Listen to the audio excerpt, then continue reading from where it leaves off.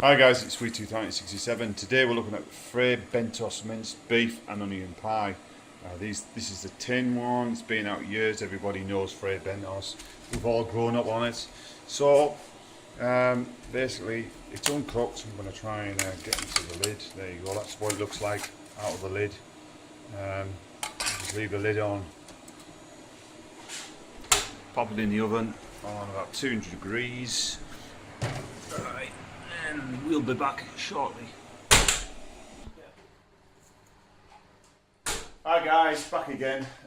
This is just a look at what it looks like after it's been cooked. Alright, I'm just going to show you the meat content. Now bear in mind this does harden up after 5-10 minutes. This basically looks like this, nice, full of meat. That's how it tastes. Your old favourite. Really nice, that, definitely. It will go well with something like chips or something like that, but yeah, nice.